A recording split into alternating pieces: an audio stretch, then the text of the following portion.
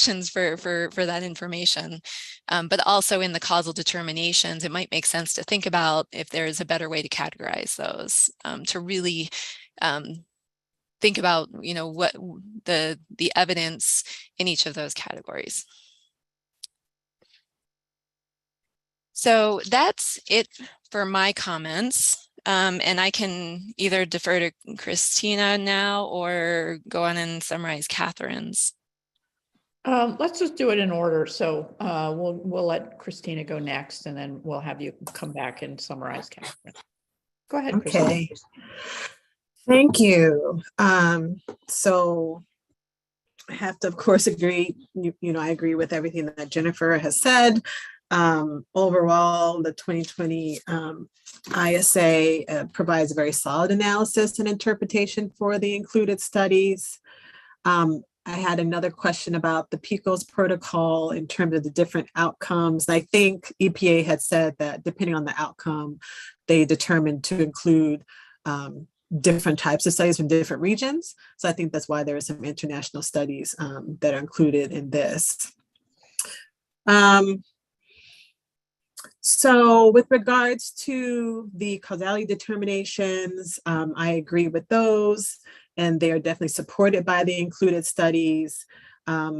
And the epidemiological studies are, but I also wanted to note that the epidemiological studies are generally for exposures lower than the existing standard. Therefore, when we are considering this difference in concentration when finalizing the 2020 ozone policy assessments, and that should be considered. And for the future, just some suggestions. So better characterization of the relationships summarized in this chapter requires the inclusion of more studies with greater numbers of racial and ethnic minorities and a broader range of income and wealth categories.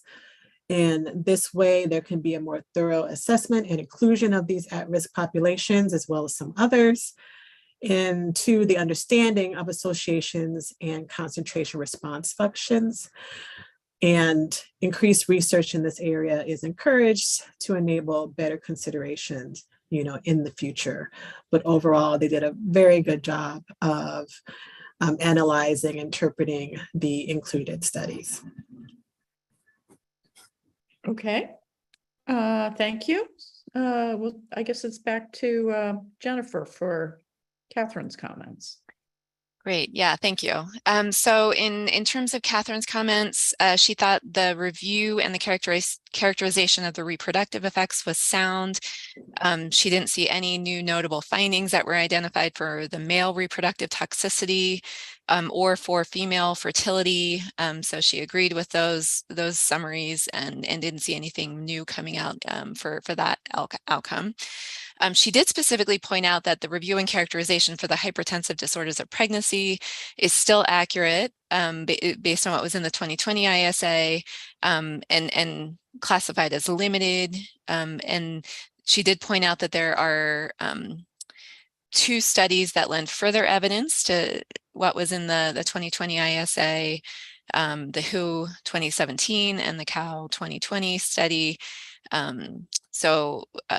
Those should be looked at as that goes forward, but it didn't sound like she was summarizing that she disagreed with what was in the 2020 ISA. So then she discussed the effects on fetal growth and that there was consistent evidence for associations with preterm birth and fetal growth, and that for preterm birth, most of the associations were with early to mid pregnancy exposure windows. And she pointed out there are additional studies being published, but they really don't change the interpretation that was in the 2020 ISA. Although she also pointed out the Wang et al. Study, which I think was in my notes as well, that does provide some additional evidence about the windows of exposure of effects for ozone and birth weight. And that specifically that study observed susceptibility to ozone effects at gestational weeks 15 to 26. So then she also brought up her comments from, I guess that was on Wednesday or Monday, now I'm forgetting, the respiratory development. She provided comments that the ISA notes several epidemiologic studies conducted in the US, Europe, and Asia report no evidence of an association between long-term exposure to ozone during developmental periods, which are in utero or early life, and asthma or allergy. And then the ISA notes one exception, and she pointed out in her previous comments about respiratory development that she doesn't agree with this characterization of the evidence for respiratory development. And she included those comments here as well, that there is some additional evidence to consider, including Toe et al. With a large Canadian birth cohort, looking at ozone in childhood asthma and allergic rhinitis. And then the Zhu et al. 2022 study, now published, that is a prospective pregnancy cohort study in China, that did observe an association between ozone during pregnancy with increased risk of childhood wheezing. So she is pointing out, and then another study from Canada as well, looking at asthma in school-age children with in utero ozone exposure. So she is pointing out that there have been some further studies to consider in this area moving forward. And then she states, overall, there is less research emphasis on the pregnancy, early life ozone exposure and development of asthma and allergies in the published literature compared to the other pollutants like PM2.5 and NO2, so that this is an area where EPA could really encourage future research because of the general lack of studies that we've all pointed out. So her final comment is that the number of epidemiologic studies on autism and early life ozone remain limited, as was correctly noted in the 2020 ISA.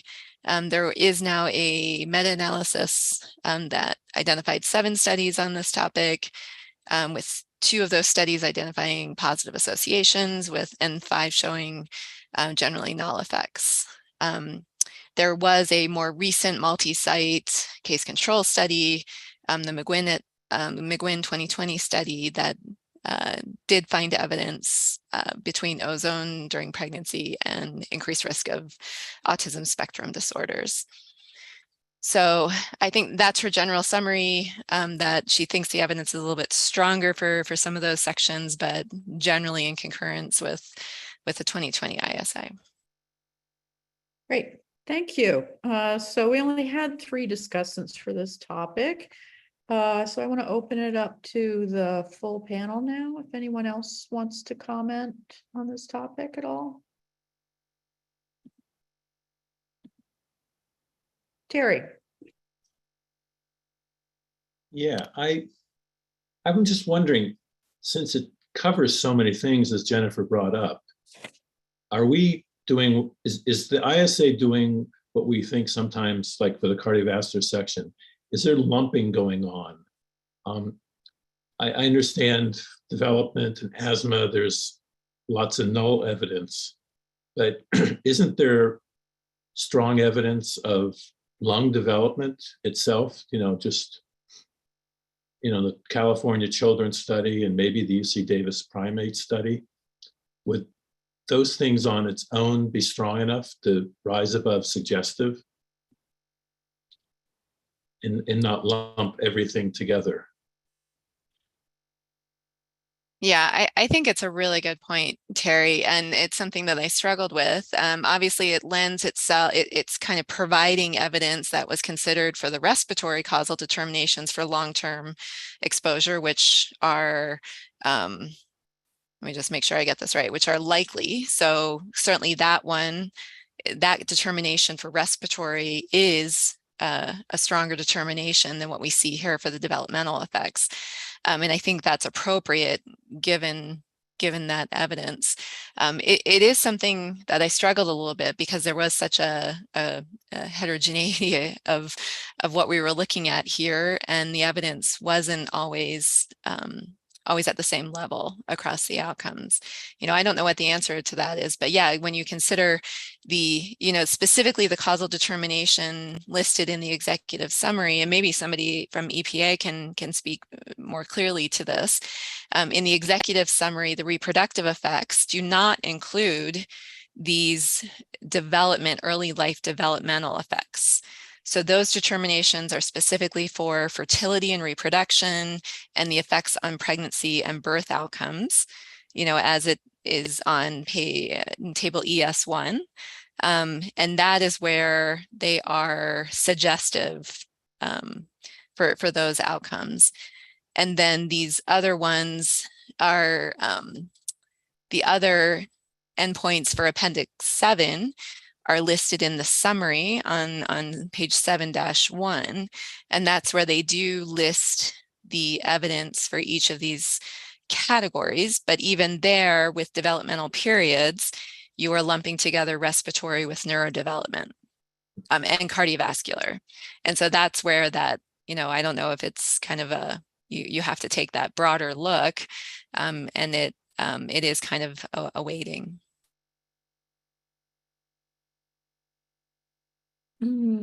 Thanks for that. Ed, did you want to chime in on this? Yeah, I would just, it's really a question more than an offering of opinion.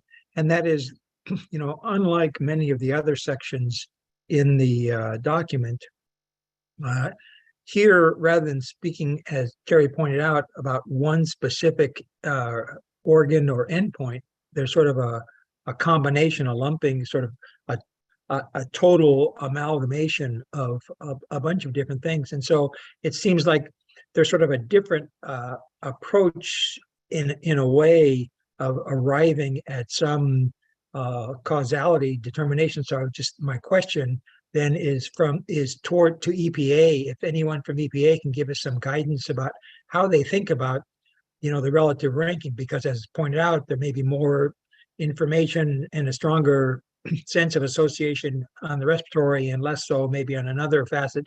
But in the combination, how does this all get weighed out? Because it seems like it's a more complicated interpretation here in terms of moving forward. Maybe this is more appropriate as we move into the PA, but I think still, because we're looking at the science here, it's a fair question for agency staff to help us with. Yeah, and Michael Stewart, did you want to answer that? Is that why you have your hand up? I do. Can folks hear me? Because my video is a little bit choppy this morning. Yes. Okay, perfect. So I'm not going to speak to the reproduction specifically, but I have heard the issue of sort of the lumping versus the splitting, and that's something that we certainly consider during every review. And but I want to note that whether we lump or whether we split, all the evidence is considered. So for instance, let's say that we had for cardiovascular, we had really strong blood pressure evidence, but that was it. And we had weaker evidence for everything else. Well, when you read the causal determination section, it'll still be a causal determination. It'll just say it's driven primarily by the blood pressure data and blood pressure studies.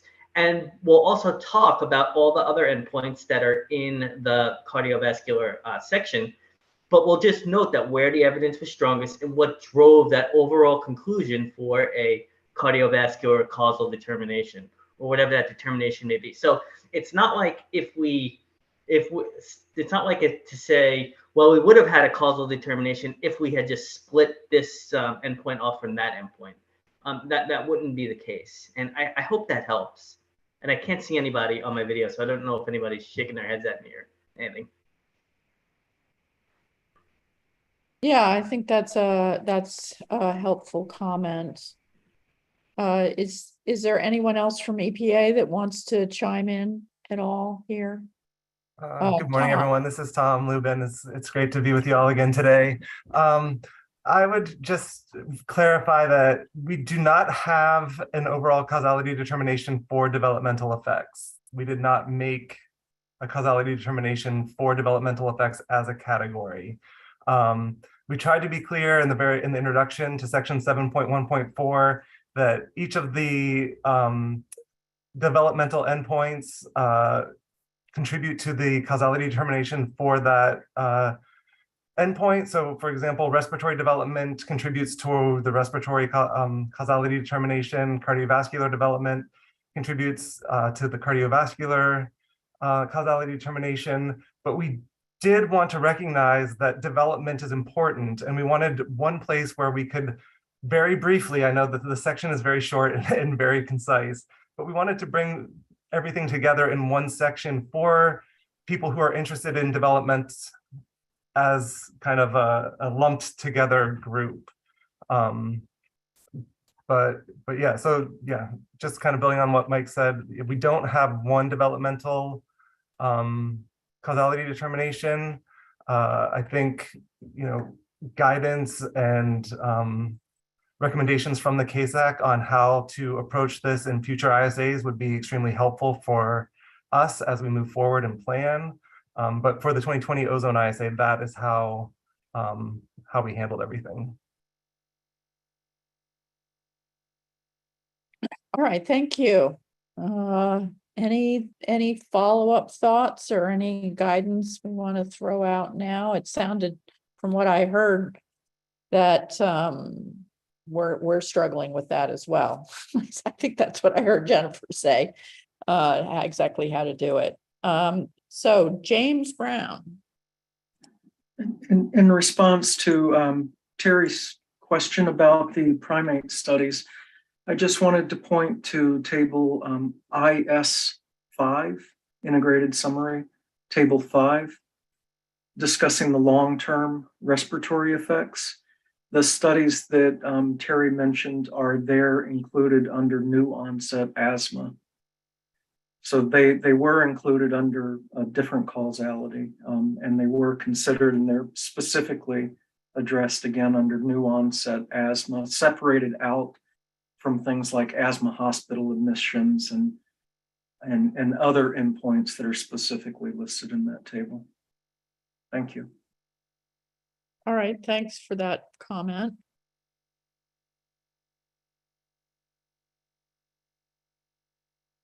All right, any further discussion on this topic? And if we can think about and provide advice, whether now or when we come together to provide our consensus comments about helping EPA navigate this in future reviews, as Tom was interested in. I think that would be valuable.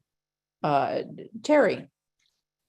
So if some of the developmental stuff was brought forward into cardiovascular or respiratory, what would EPA do if there was no other respiratory evidence for associations with ozone, short or long term, except lung development in children? Would the causality be labeled for development or for respiratory for that? If you get what I'm trying to drift toward. Because Tom, you made it seem like development wasn't enough by itself, that all the under findings would going into the other categories. Right. Yeah, I'm sorry if that's what I made it sound like. That's not what I intended.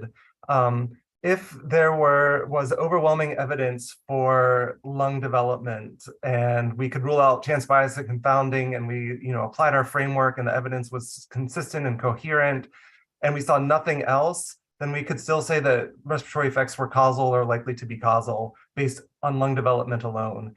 And how we've been operating and how we've been applying our framework, that's how we would do it for developmental effects, is that developmental effect would contribute just to the respiratory endpoint or just to the cardiovascular endpoint, depending on what kind of development we're talking about.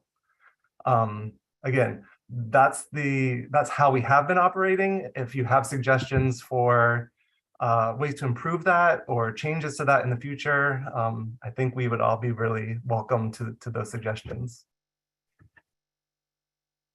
I don't know if there is an improvement to be made, but I know a lot of repro developmental tox people who wouldn't want their findings to be lumped under other categories. I shouldn't speak for them, but I think developmental itself should be bumped up a little bit in importance. Right, and then yeah, and we've thought about this a lot too, and we then ask ourselves how we would have to put some kind of scope or limits on developmental, and is developmental only exposure during gestation and then only effects measured in the first year of life, the first 5 years of life, the first 18 years of life? Would it include early life exposures as well, that then could lead to outcomes up to adulthood or even into early adulthood. So I mean, it opens up a can of worms, and I'm not saying that we can't figure out a good way to approach it, but it would just take a little more discussion and hopefully input, from CASAC and discussion with CASAC on the best way to do that. All right, thanks. Mark. Yes, thanks. I'd just like to chime in that I like I mean, there's a lot of ways to lump and split, and I personally I like the way that the 2020 ISA did their lumping and splitting. Nothing is going to be perfect, but I think with those clarifications that we've gotten, and I do remember the statement that these things are considered within their specific organ systems rather than in the developmental category when a causality determination is made. And I think for the status of the science at this point, it's reasonable to use this categorization in the causality determination. Now, maybe by the next ISA, there'll be enough science to make it reasonable to change that. For instance, if we get much stronger evidence for some specific developmental effects, then if the evidence is rising to the point that it might be likely to be causal, for instance, it might warrant its own causality determination if there's if it's not logical to include it with other organ systems. Right now, the way it's lumped together, we consider respiratory effects lumped together, but there's a lot of different things under respiratory effects, including asthma and COPD. The evidence is much stronger for asthma than it is for COPD effects. But we lump it all together and say it's causal because of some of these subcategories where the evidence is very strong. Just because you have some categories where the evidence does not meet that threshold, it doesn't mean you should downgrade the overall causality of that. I just wanted to vote on the side of not recommending a major change to this system that was used in the 2020 ISA of categorization. All right, thank you for that. Jennifer.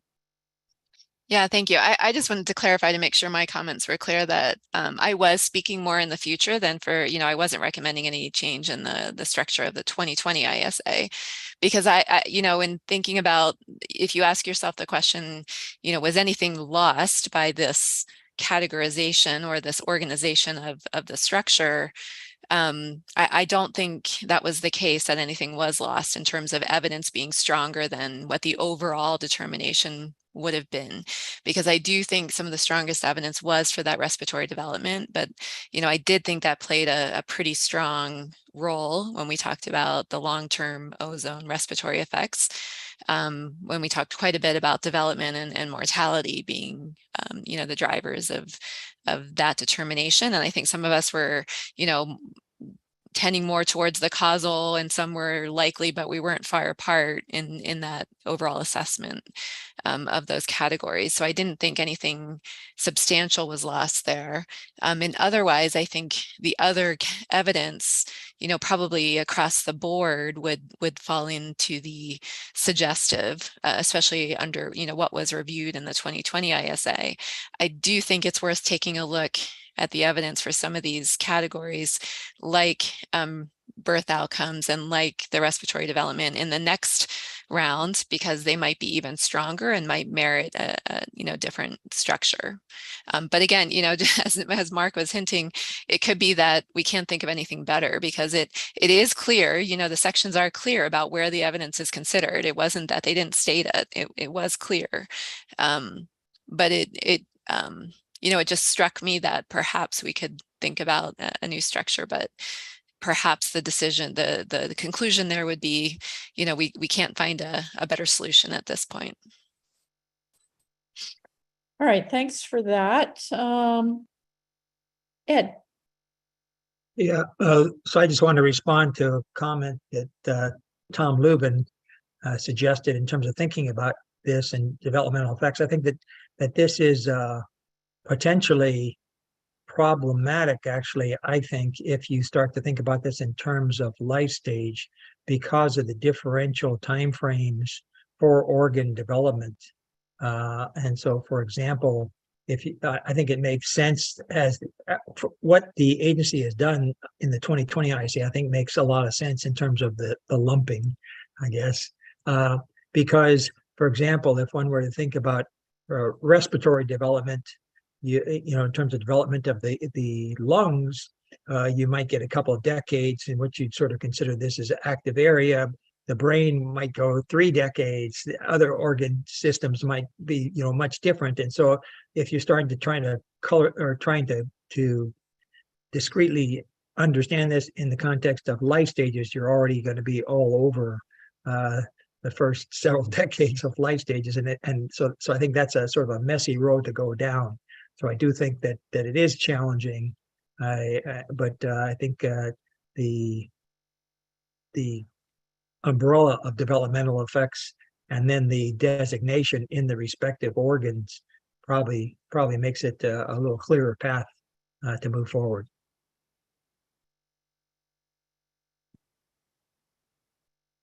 Okay, thanks. Any further questions or comments or discussion on this topic? Oh, Christina. My hand went away for some reason. So I just wanted to say that I liked how EPA included the discussion of the developmental effects in the other chapters, where it's also relevant to include those cardiovascular, respiratory, because it's good to integrate that with the other evidence and not keep it as its own kind of separate. And then it's good to also understand that in doing that, of how the decisions for causality in terms of describing that for a specific category, it may be driven by a particular association, and understanding that gives some good direction in terms of understanding, not losing the information that was brought in and saying, well, if there's one endpoint out of respiratory that is causal and the others that are not, we don't just say, oh, it's not causal, but you can acknowledge that by saying that it's driven by a specific outcome. So I think that's a good way of presentation and discussion. Thanks. So Jennifer, do you think you have what you need to lead the consensus response write-up? I think so. What I didn't hear is other members of the committee who might want to weigh in. We didn't have a whole lot from looking at the evidence from outside of the discussants, but if we can just kind of assume that everyone's in agreement if nobody spoke up. And my guess is that also, we've had a little bit of offline discussion about even whether we should have brought this topic to this meeting, because it didn't rise the likely causal or causal, except for through the respiratory endpoint. So I think probably the silence is just because it wasn't, didn't rise to those levels of causal conclusions. And so people are not as invested in this topic. Not that it's not important, but it probably has less impact on our future discussion of policy assessment. So I think that's probably where the silence is coming from. All right. So I think maybe we'll move on. I think we can do that without a break.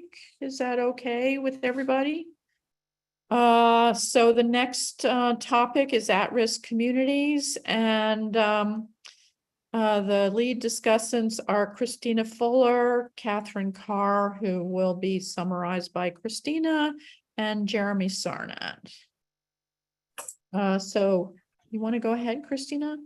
Yes, thank you, Leanne. So I'm going to mostly read my statements, and then we can have, additional discussion outside of that. So it's evident from the good work that I could see was done in 2020 Ozone ISA research exploring adverse effects of ozone on at-risk populations is limited. Published studies in this area are smaller than the number that are in this realm looking at these at-risk populations, much smaller than for PM 2.5. And better characterization requires an increased number of studies specifically designed to explore associations between ozone and at-risk populations. And therefore, increased research in this area is encouraged to enable better consideration in the future. So I just wanted to start off with that. So the preamble to the ISA has a very good description of who falls into the category of at-risk. The preamble specifies that at-risk population selected is based on inter-individual variation in both physiological responses and exposure to ambient air pollution. However, in the 2020 Ozone ISA, almost exclusive attention is paid to inter-individual variations. Missing is a thorough analysis of differences in exposure due to spatial variation that is often driven by socio-demographic factors, especially race, ethnicity, class, and income. This type of analysis is necessary for the policy assessment in order to understand the variation of concentrations present at a given mean level for which a standard may be set.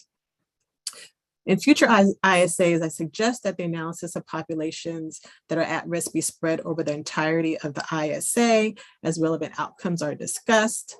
Relegating these groups to a single section implies that they are separate from and secondary to the main conclusions of the ISA.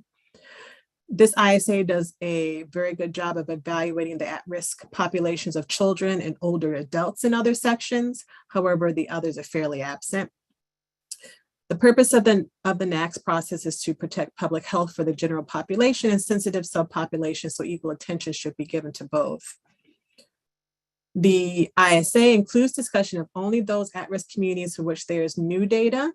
Although this may have been done to adhere to a tight timeline, it is more difficult to consider at-risk populations and setting standards when data on that group is in a prior version of the ISA. So I would suggest that future ISAs bring forward analyses and references from previous ISAs that are relevant for the current ISA, especially for those at-risk populations for which there is adequate or suggestive evidence for increased risk. In the case of the 2020 Ozone ISA, these would be outdoor workers, genetic factors, diet, sex, and SES. In addition, at-risk populations based on race ethnicity should also be included per Executive Order 12898, federal actions to address environmental justice in minority populations and low-income populations. Also, just a note that most, at least to my knowledge, controlled exposure studies do not have sufficient representation of variation in race, ethnicity, socioeconomic levels, age, or comorbidities, and therefore it is possible to draw conclusions from these studies that are not conservative enough to protect at-risk populations. And I would encourage and hope that in the future, there are more of these studies that include a greater number of at-risk populations. Another few specific suggestions for future ISAs. I already said evaluate at-risk groups throughout the ISA and not in a separate section. And also I wanted to, I have here consider including insufficient quantity to the definition of suggestive evidence, not because it necessarily pertains to any of the studies that were in this ISA, because the number is very few, but for the future.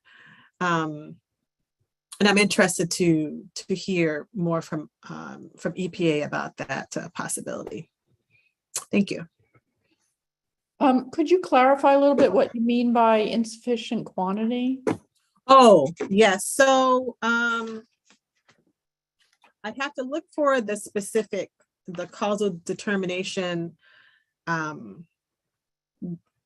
descriptions. But under, I think, insufficient evidence, it says that if there's an insufficient quantity of studies, that would be support a decision of the causality being suggestive. I'm sorry, insufficient to, I don't know exact language, if it's sufficient. However, I'm just thinking in the future, if there's a small number of studies that may show an association, but it's a small number, that may, in my mind, be adequate to say the evidence is suggestive. So I think what clear? if I'm hearing what you're saying, you're sort of suggesting that the suggestive category might be suggestive because there aren't very many studies. And even though the studies themselves have decent evidence, but so that it's the insufficient quantity criterion is only for the insufficient evidence category. And you're thinking it might be relevant to the suggestive category as well. I think that's what I'm hearing you saying. Exactly. Okay, thanks. Mhm. So let's continue with the assigned discussants, and then we can circle back to this or anything else after that. So actually, I guess it would be you next to summarize Catherine's comments. So, for Catherine Carr, with regards to the first question, based on the existing scientific record, what are the panel's views regarding the scientific evidence of effects of ozone exposures on at-risk communities? So she writes that pregnant individuals and developing fetuses should be considered at risk. So in the at-risk populations category, pregnant individuals are uniquely at risk of pregnancy-related complications, examples being hypertensive disorders of pregnancy. Exposures experienced in pregnancy have been linked to adverse birth outcomes and other developmental outcomes, such as autism spectrum disorders. With regards to the second question, what are the panel's views on how the evidence regarding disparities in exposure and health effects should be brought into the PA? Policymakers are increasingly grappling with the concept of environmental justice, recognizing exposure to social and environmental stressors are often co-located. This influences disparate health impacts, effect modification, and perpetuates health disparities. This concept of environmental justice as it relates to ozone does not currently have a place in the ISA, and it would be useful to frame the environmental justice features and environmental justice related literature in the ISA. And those are the conclusion of her remarks. Thank you. So Jeremy, you're next. I just wanted to add just a couple of brief comments to Christine's. First of all, I do agree that the literature relative to other criteria pollutants with regard to exposure disparity at risk populations seems to be more limited for ozone. So I think that there's an opportunity there to kind of do more work to kind of investigate those disparities. I generally thought that the framework that's presented and followed by EPA, Christina mentioned the preamble, but also the integrated summary has a really very nice discussion of that framework. Is excellent, and I just to see how this has developed over time is really very impressive. I will say that there are a couple of factors, especially related to socio-demographic and SES. I'll put my exposure scientist cap on here, and I'd say that one thing that might be missing could be something about ventilation, and folks that are living in more well ventilated residences could be another group of or another subpopulation that might be at added risk. A bunch of us have done work on ventilation as a potential effect measure modifier in epidemiology related to ozone and to other pollutants as well. And I think that if we kind of look at the other factors, at-risk factors, sociodemographic factors, or occupational classes, they in themselves don't really explain like why those populations should be at added risk. But ventilation itself is actually provides kind of like the exposure mechanism that could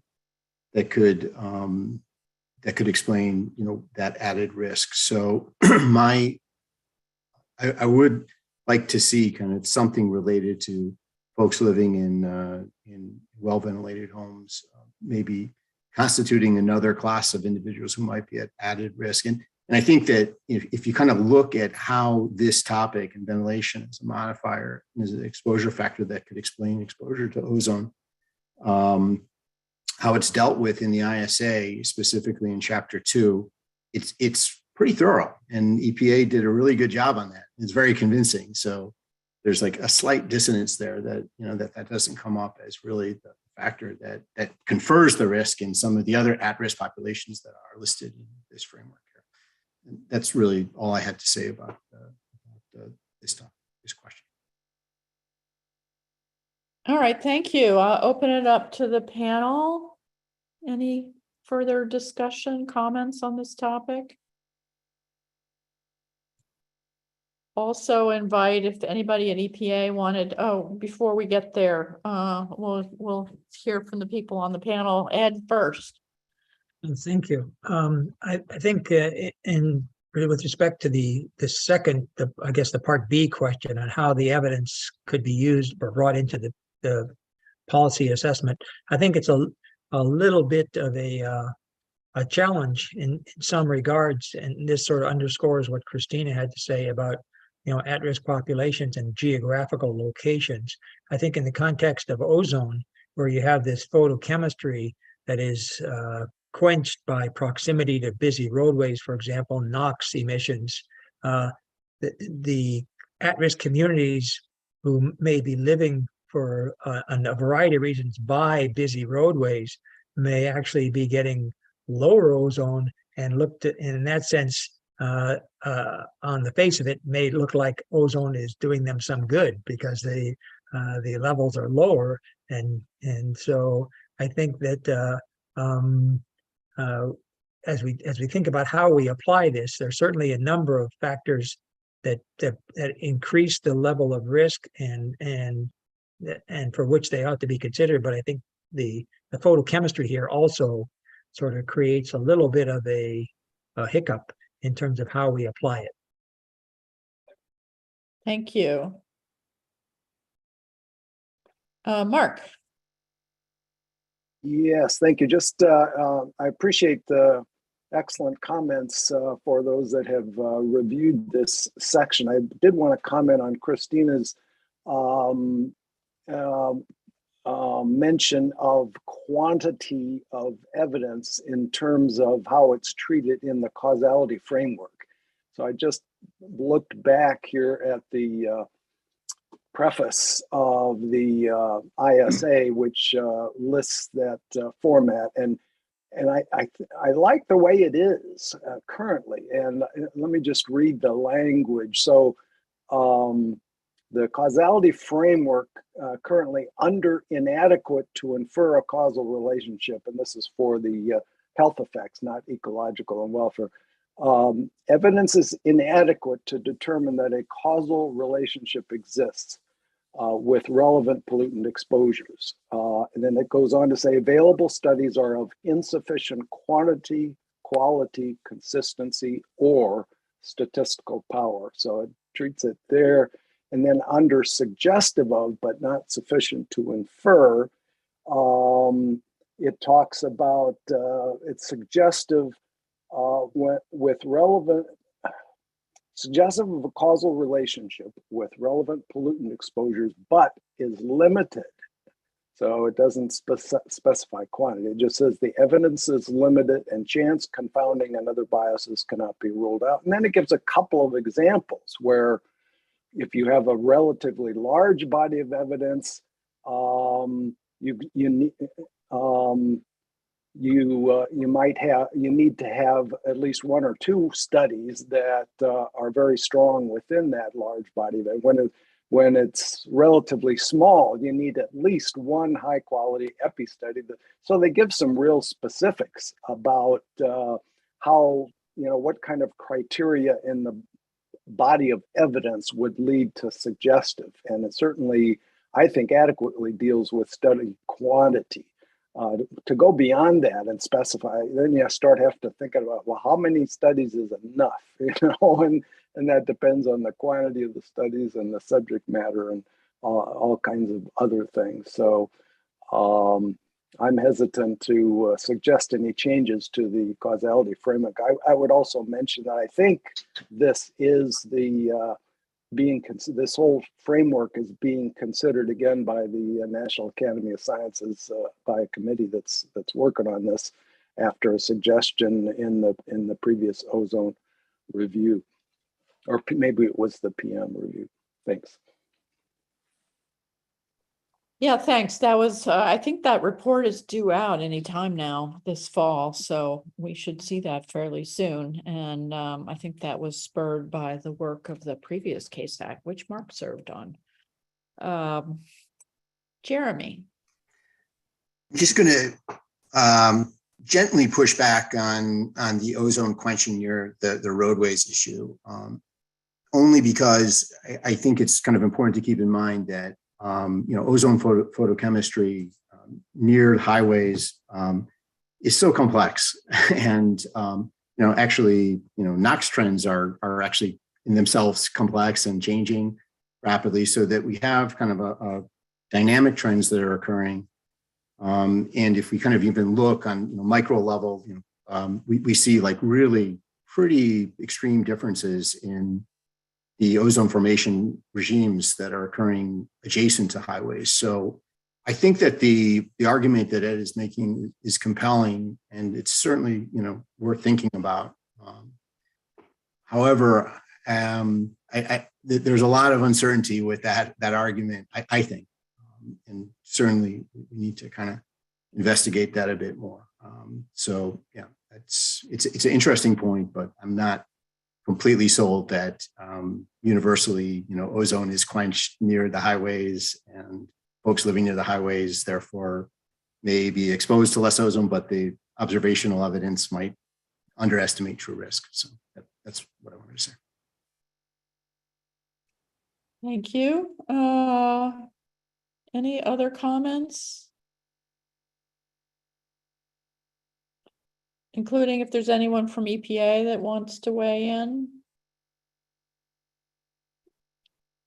Yeah, if there's no one else from CASAC, I just would like to thank you for this discussion. I think this has been really informative and helpful for us, and these comments are really valuable for us. I will just point out, clarify that, I just want to make sure that everyone is aware we have two separate frameworks, right? We have the causality determination framework, and then we have the at-risk framework. And I think, it's probably just, using colloquial terms, people may have referred to them in different names, but just to make sure that everyone is aware that we have the two different ones. And also, just to clarify that we tried in the 2020 Ozone ISA to talk about at-risk populations throughout the different appendices. I went back and looked at some of that as we were having the discussion just now, and I realized that the section headers for those say things like effective modification of the effect of ozone on cardiovascular health. And so it may not have been as clear that that was getting at the at-risk populations. And that is, an area of improvement that I think that we can improve in future ISAs. But we did try to touch on those in each of the appendices, and then pull that all together up in the integrated synthesis. But I think that's all I have. Again, just really appreciate all the comments.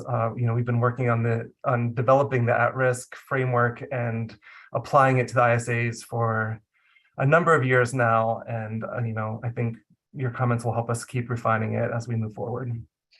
Yeah, and I have to say, having done the PM review recently, which was more recent and particularly the supplement than this ozone work, it's really noticeable how much progress EPA has made in thinking about this topic. And so it's a little bit challenging for us to be commenting on this topic from something that was finalized in 2020, when there's already been a considerable evolution in terms of how it's treated. That said, that's what we have in front of us. So that was what we're commenting on. Jeremy. Yeah, just a very quick follow-up on it. So Tom, was the 2020 ISA the first time that this at-risk framework was actually developed and applied? Or I don't remember from the PM, or maybe I just forgot it. But yeah. No, I think the framework itself was first applied in the 2013 Ozone ISA. Or it was at least developed during the 2013 Ozone ISA with the CASAC panel. And then we've used that framework in the subsequent ISAs since then, again, every time trying to kind of refine and improve upon it. Okay, thanks for the clarification.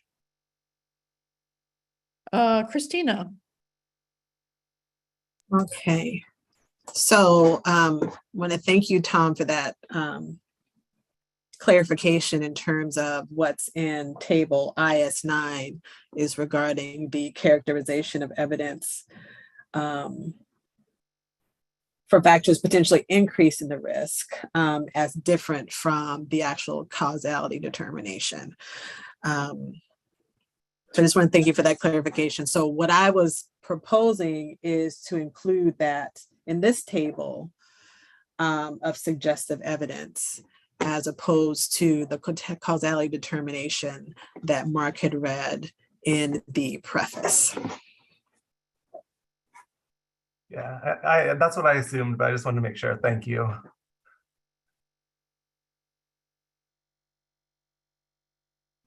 Yeah, that's helpful clarification all the way around. Okay, any further discussion on this topic from anybody on the panel, or any input from EPA? Christina, do you feel like you have what you need to summarize for our consensus comments? I think generally, but I wanted to see if there was feedback, any feedback from other committee members with regards to like my comment on the current ISA being focused on inter-individual variation and not really looking at spatial. I think Jeremy spoke to that a little bit, but I'm not sure if there's any kind of general consensus about that being a point for the rest of the committee. Well, yeah, I definitely agree with your observation, Christina. That, I guess we can kind of think of it as the intrinsic and extrinsic factors, and there seems to be It's another way.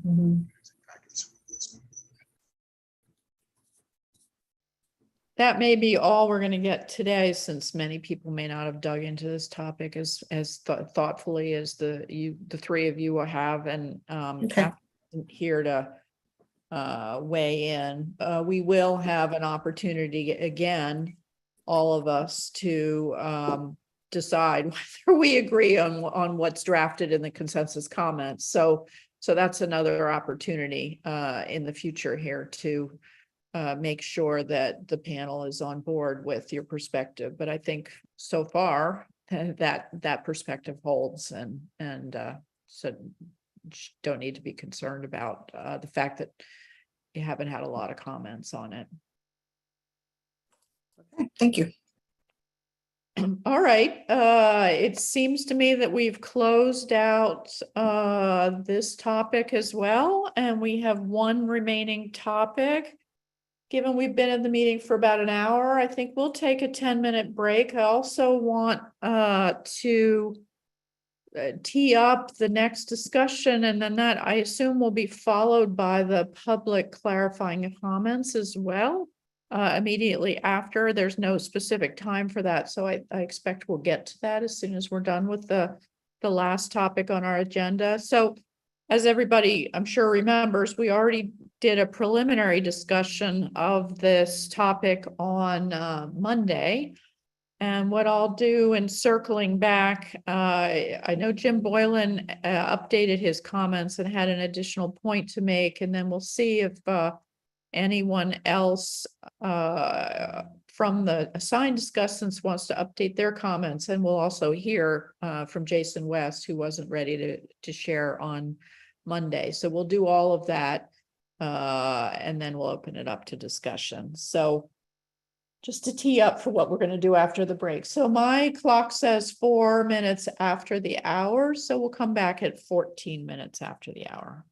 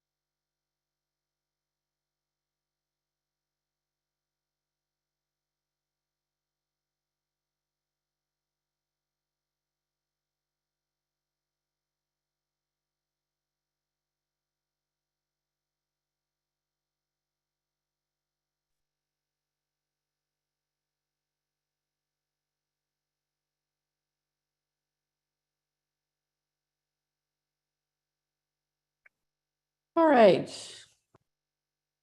So we're on to the last topic on our agenda, which is atmospheric source chemistry, meteorology trends and background ozone. And the assigned discussants are Jim Boylan, George Allen, Judy Chow, and Jason West. And so I'll invite Jim to update his comments, and then unless George or Judy want to update their comments, we'll move directly to Jason West after that.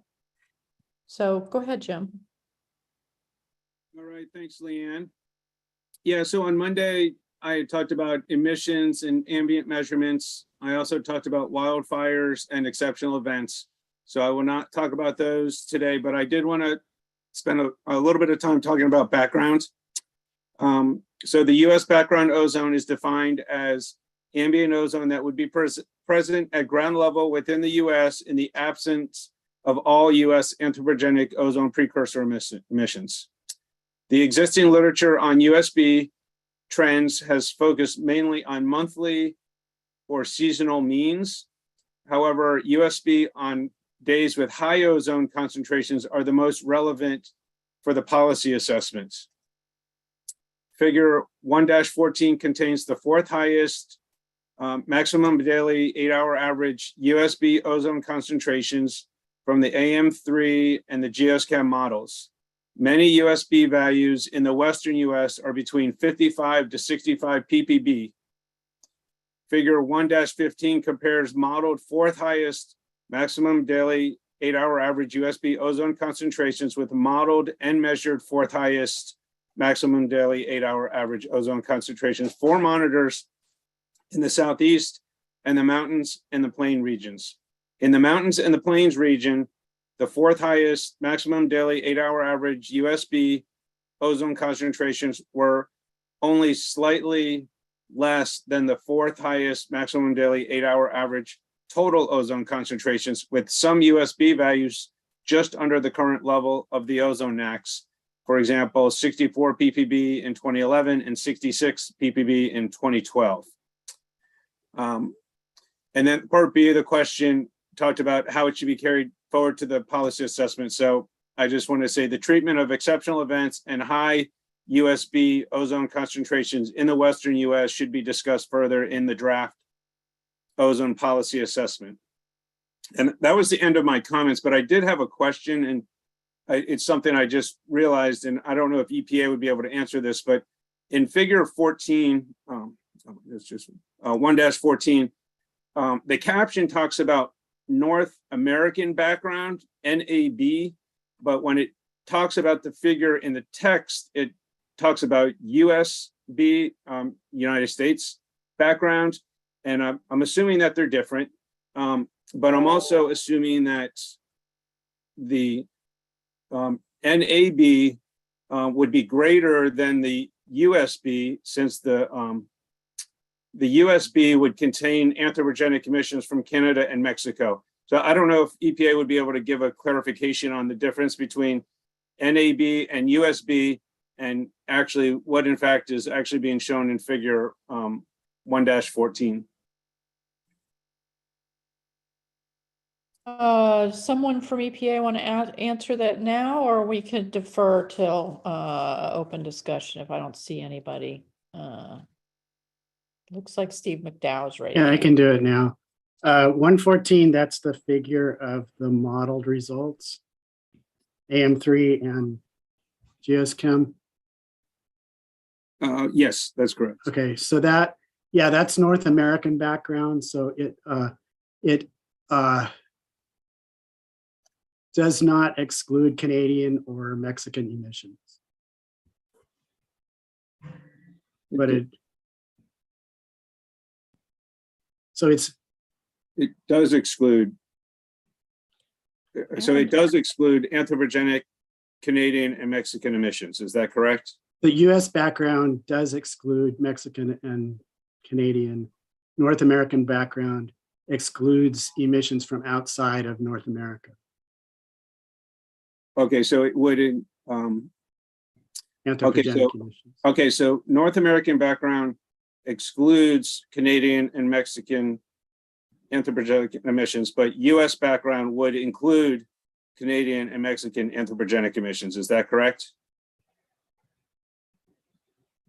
It'd be the other way around. Yeah, it exclude, so the background includes the Canadian and Mexican emissions for North American emissions.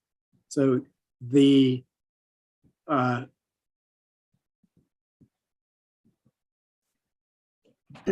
Can I help on this one? yeah, go ahead. North American zeroes out all North American emissions, and what you get is everything else. US background only zeroes out US emissions. Does that help clarify it? So US background would include anthropogenic emissions from Canada and Mexico. That's my understanding. And therefore should be higher than North American backgrounds for the same area for the United States. That's my understanding. Okay. And so thank you for the clarification, because what's shown here, it does show very high North American background. And now if we were to talk about US background, now we're saying we're throwing in Canada and Mexican emissions. And so the values would be even higher than what are shown in the graph. So I'll help clarify that in my written comments, but I wanted to make sure that's what it was. Okay. Thanks, George. A related piece on this, maybe Steve or others can explain it a bit. There was a change, if I recall correctly, in the 2013 ISA. The background was, I believe it was called policy relevant background, which I think is the same as North American background. That's my recollection. And then in the 2020 ISA, that was changed. The name was changed, and the definition was changed as well to USB US background. Is that correct, Steve?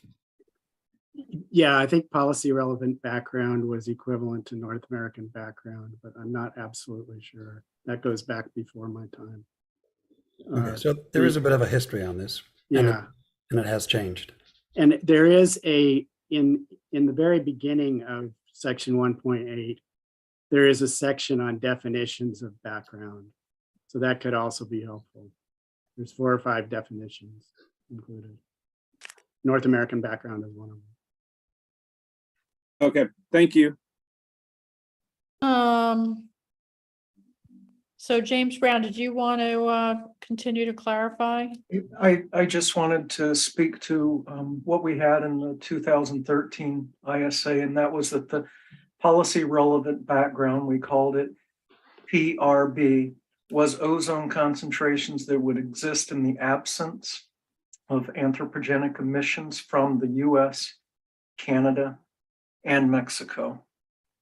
So it would include things like long-term transport and other natural influences, as well as stratospheric intrusions and other effects such as lightning, fire, anything else that would not be accounted for by human activities.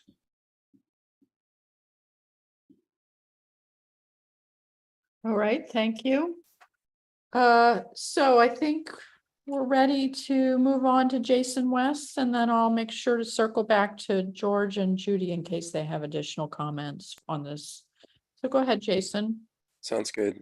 Just to finish the line of thought that Jim had started. So Jim had suggested that that there might be some inconsistency between the figure, which was for North American background, and the text that goes with the figure, which was for US background, and we can just check that that's the case, that there's no error there.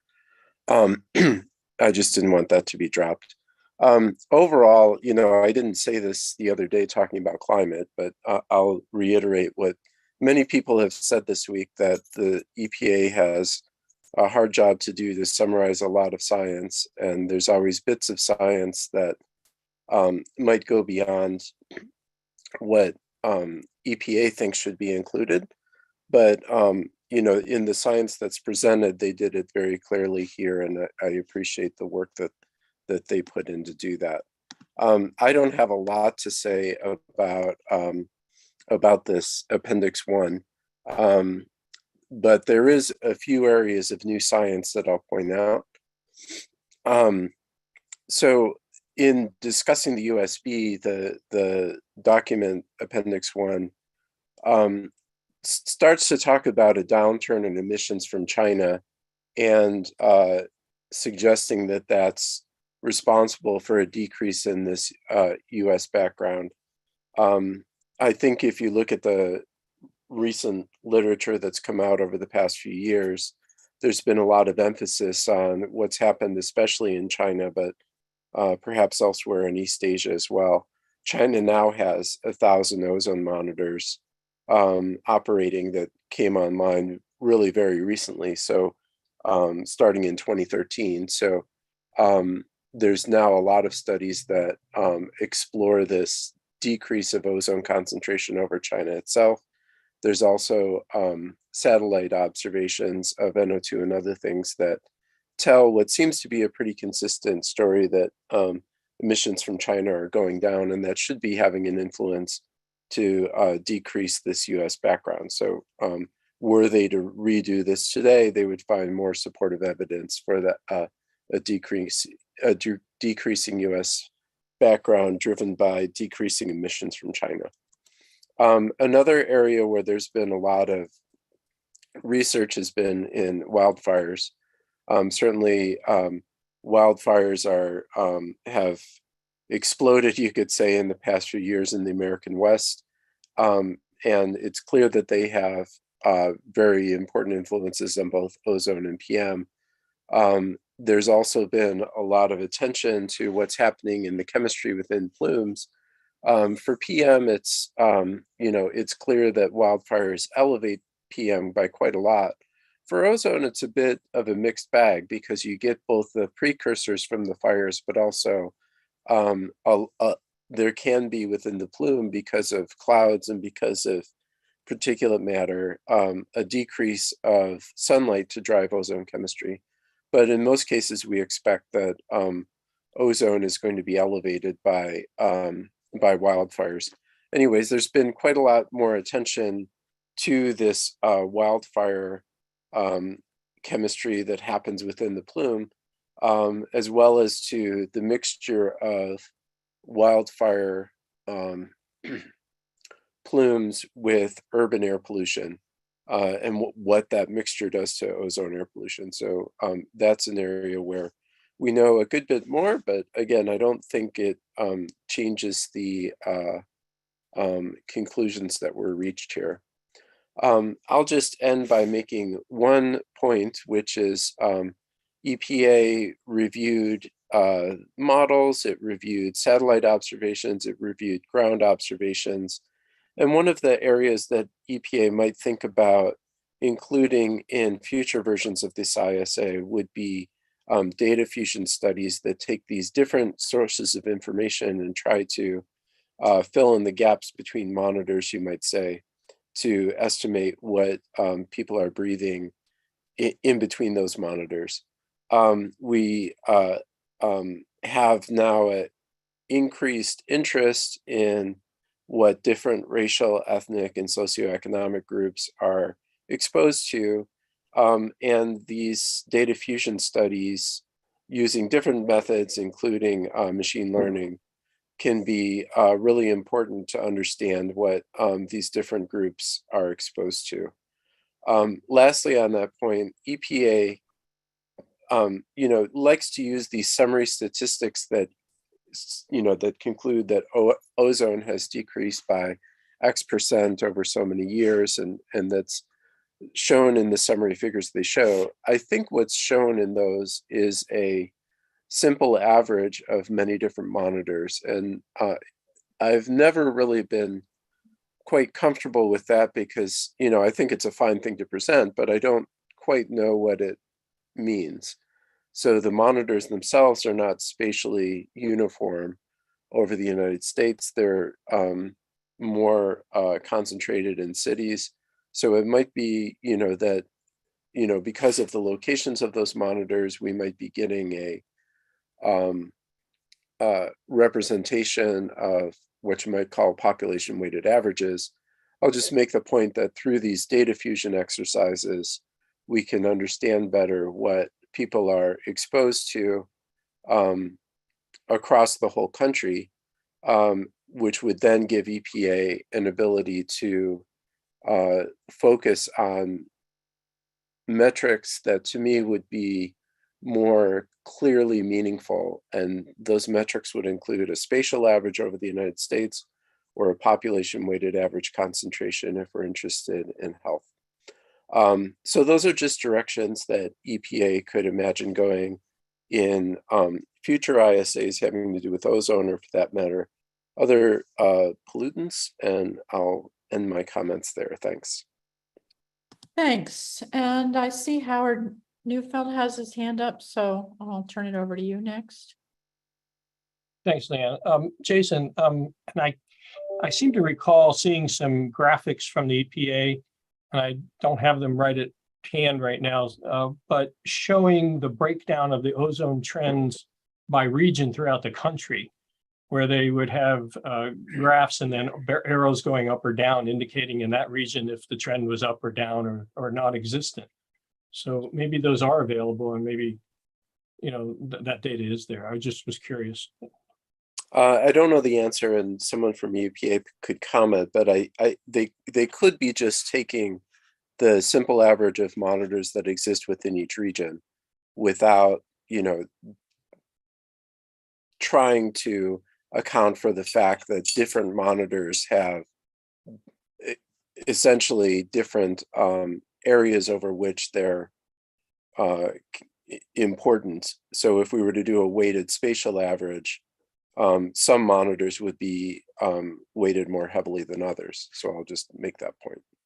Sure, thanks. And a data fusion exercise could help to smooth that out and understand the spatial distribution better. Okay, thanks. Mm-hmm.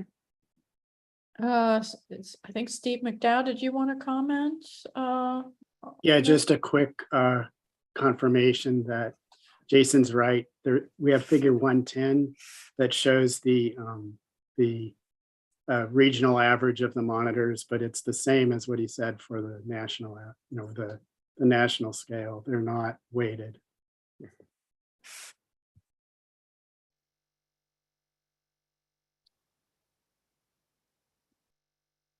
Okay, thank you. Let's see. Circling back to George Allen, did you have any further comments on this topic? I don't think I have any further comments. I think it's pretty well covered, and the comments we've heard on it covered pretty well. I'm trying to remember if I asked this question on Monday. Monday was a long time ago. And I know that I skipped over much of my comments because when I look back at them, they were more policy assessment rather than ISA comments. But let me throw it out here, and people can tell me if it was already asked. It's my understanding that in the process of setting the NACs, or recommendations for setting a NACs from the CASAC, that background ozone is not considered. Did we talk about that Monday? Am I repeating myself? Hey, George, we asked the question on Monday, and I think we were maybe hoping EPA could answer the question today if they had someone on from OAQPS, but we did ask the question and we didn't get an answer on Monday. So yes, we did ask that question, and if somebody from EPA could answer, I was actually about to ask the same question you did, George. So okay. I don't know if anybody from EPA, I mean, you're right. This is a policy assessment question, but I think it's helpful to understand why are we talking about background today, if it doesn't have any impact on policy assessment. So it Right. would be good to understand that. Right. It will help when we head into the PA to have clarification on this. So yeah, thanks, Jim. So anyone from EPA want to try to answer that question for us? Looks like Deidre Murphy's ready to do that. Hi, yeah, we talked about this in the intervening days, and we're trying to be ready to respond to the query, which the way we understood it was at least the way it was described on Monday was kind of how does the PA consider background ozone, or to what extent?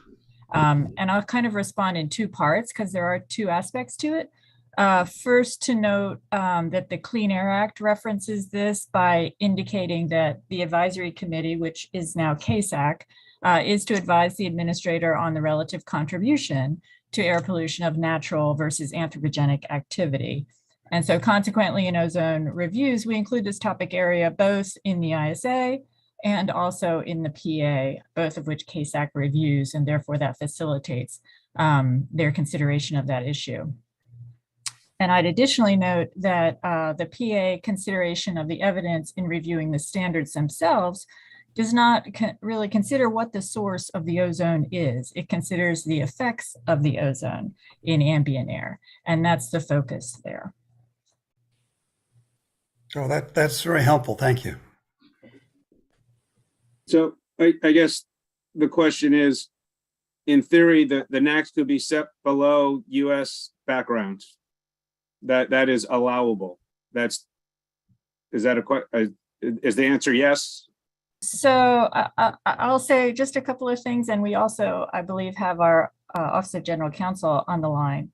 But I'll be reading from a quote that we've included in our decision notices, is that while the agency may not establish an NAAQS that is outside the range of reasonable values supported by the air quality criteria and the judgments of the administrator, i.e. the evidence and the judgments related to it, because of proximity, so we may not establish a NAAQS outside of the range of reasonable values supported by that because of a proximity to background. It is not precluded from considering relative proximity to background ozone as one factor in selecting among standards that are within the range of reasonable values supported by the evidence. So that's the only sticky wicket to it that has arisen out of court decisions. But generally, it has not been something we have had to encounter or wrestle with.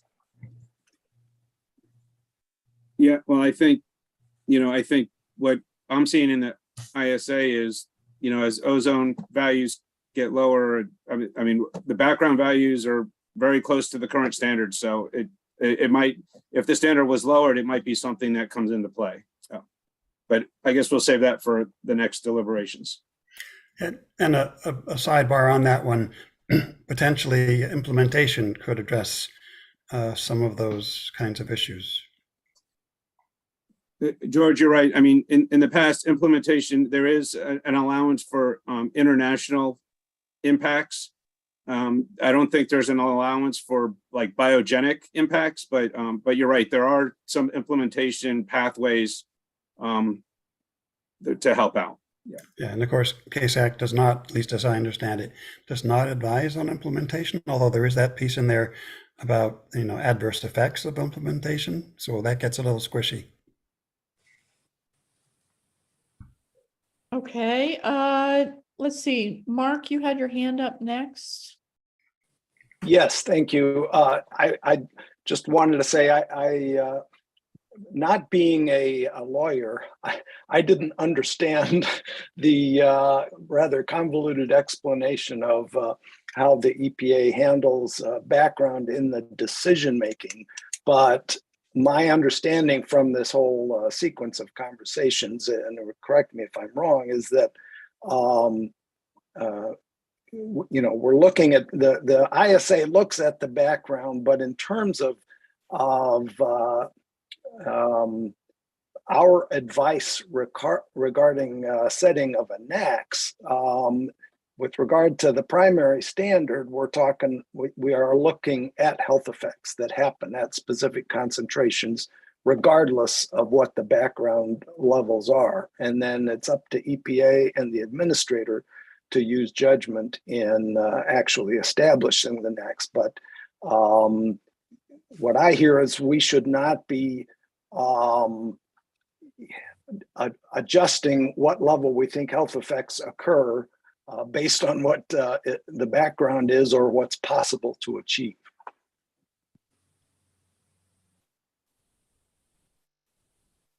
Yeah, I think I heard that as well. Thanks for that clarification. So Deidre, did you want to say something more? Sorry, I was just going to agree wholeheartedly with Dr. Frampton's point. Thank you. Okay. Judy, you've had your hand up and Yeah, on the list anyway. that's good. Thanks. I feel that I agree with some panels that U.S. background ozone concentration deserves some more attention. That the ISA 2020 cited the U.S. background ozone concentration of 20 to 50 ppb, and with plus minus 10 ppb certainly for the seasonal average. It seems to be somewhat a bit underestimated with respect to recent research and modeling result. Jim cited the 55 to 65 ppb. That's actually fairly, in the Western states, that's fairly consistent with the most recent study of the that range. And I also want to reemphasize that the recent publication from Parashut's group, they look at a very remote area, the US baseline concentration. So that's, remember the differences with background baseline. The baseline is what we measured there. It's about 45 ppb. And then you can see that all those numbers quite high. And also the article also say that the baseline ozone increased by over 60 ppb at 1 kilometer above ground elevation. That's why Jim mentioned is intermountain mountain area. So because at a higher elevation, even higher. So it's actually, I think it's a pretty important subject need to be considered for those area. The background level, like Jim said, it could be over the next level, and then what's the policy implication and whether it will be a joint effort to reduce this level. Thank you. All right, thank you, Judy. Howie Neufeld. Yeah, thank you. Just a quick note. I think I recall reading that when setting the standards, that the technological feasibility of attaining that standard is also not to be considered. That is, we as Mark was saying, that we should just consider what are the health effects. So if I'm correct, if I'm not, then maybe somebody from EPA can correct me, but I thought I remembered reading that. The other thing I'd just like to ask is a quick question. It doesn't have to be answered right now, but I think it would just help in a future discussion when we get to the PA. If someone could just clarify for us the legal enforceability of the secondary standard, if any at all. Okay, it would just help clear things up, for at least for me. Thanks. All right, those sound like questions for EPA. Is there somebody from EPA that would like to weigh in on those questions or comment?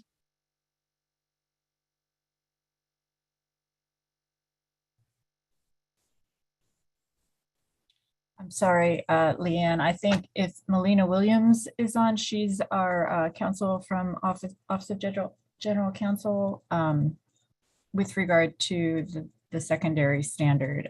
It is a legal standard. It's, to my knowledge, doesn't have a difference in terms of its enforceability. But Melina, would you have something to add to that, please?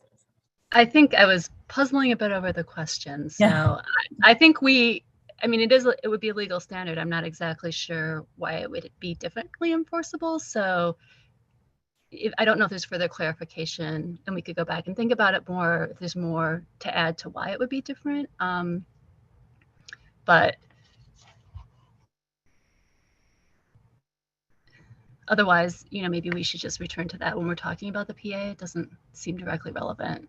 So it sounds like on its face, there is not a difference in legal enforceability, which would be the answer to the question. Well, I mean, there may be different implementation provisions or something that we might want to think about, but I don't know that would go to enforceability exactly. I think that's why I'm a little puzzled. Thanks. I might be able to help on this one. It's my understanding, and correct me if I'm wrong, that the difference is in the implementation timeline. For the primary NACs, there are limits to, 3 years, 5, 10, maybe up to 25 occasionally. But for secondary welfare-based standards, there are no times. You have an infinite amount of time to comply. It's simply not part of the process. Someone else can correct me if I have that wrong, but that's my understanding.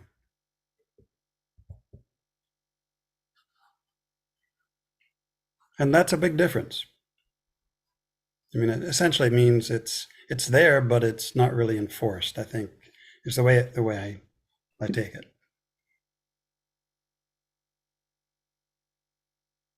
Okay, and I see this discussion as setting the stage for helping us think about our future deliberation on the policy assessment. It's obviously not that directly relevant to the ISA, but I think it's since we've had the policy assessment for a while, and I've encouraged everybody to pay attention to it in the context of this review, I think these questions are helpful.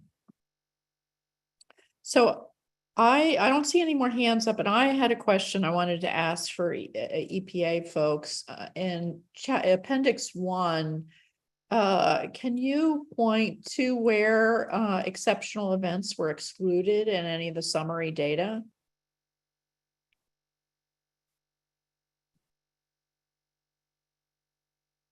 Steve, did you want to speak? Yeah, I can talk about that. So there are a very few exceptional events that were excluded from basically the figures and the summary table that are from the air quality system data. It's most of the exceptional events that occurred between 2015 and 2017 that were flagged by states were not excluded.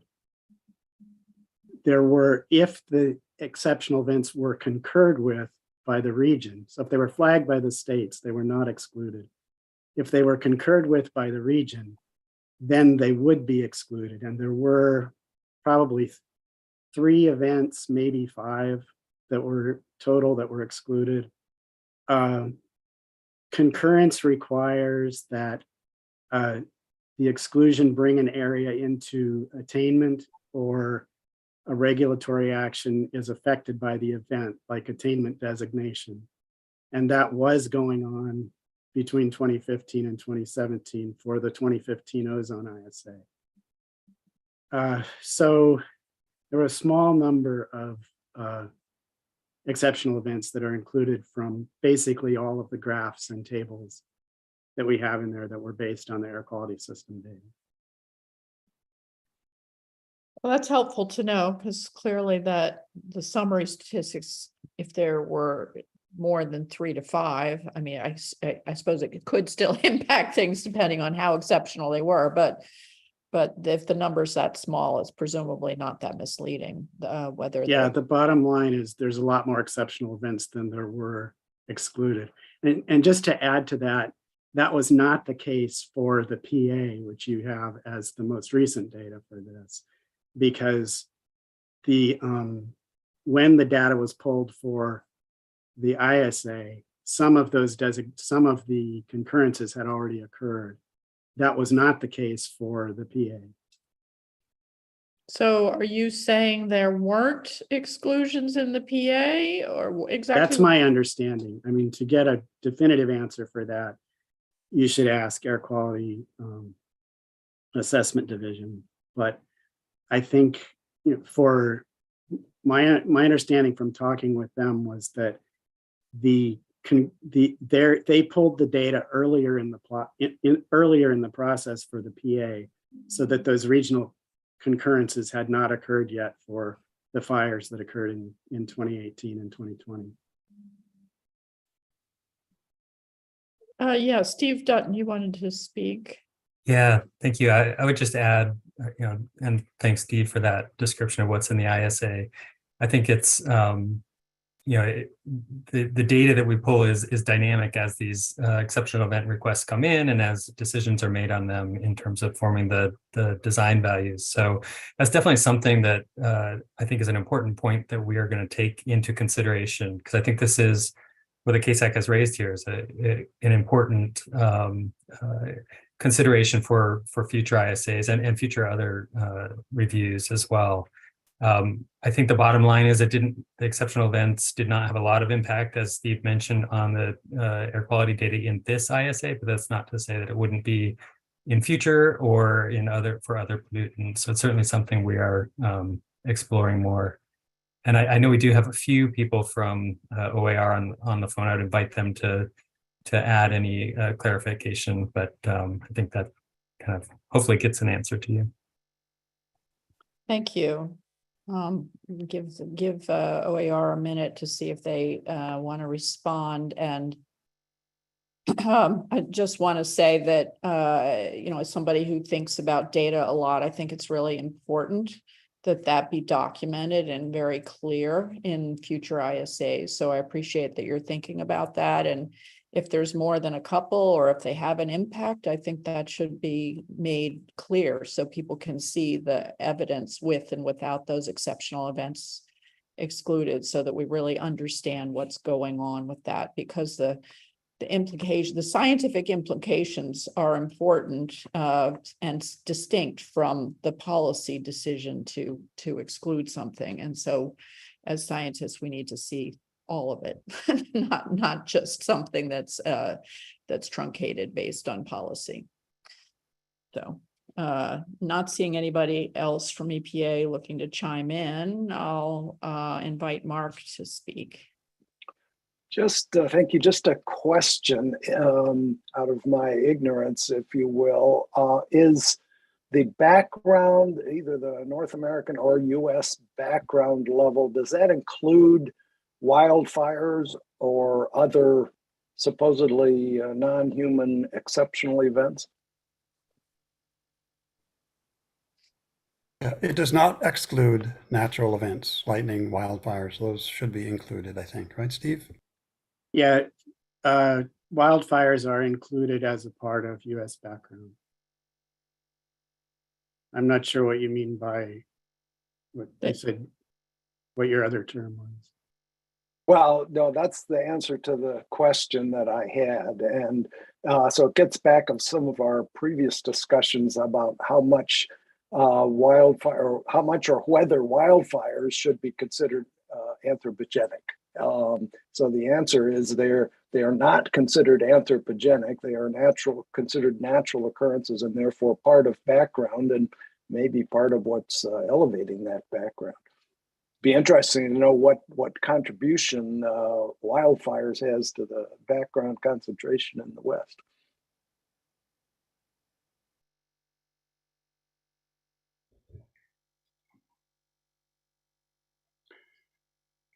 Okay, so that's an important clarification. I don't know if you wanted to say anything more, Steve McDowell. Yeah, there are a couple sentences on it in the atmospheric appendix.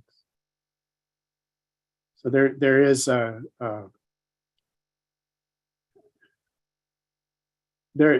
it's covered in appendix 1. Thanks. George. Okay, actually, I was going to comment on something else, but this whole discussion reminds me of the discussion we had in the recent PM review, where there was, okay, are wildfires anthropogenic or not? They are getting closer to that than they used to be, given all the influences. We had extended discussions on that. The other topic I wanted to bring up, and I'm having trouble remembering it now.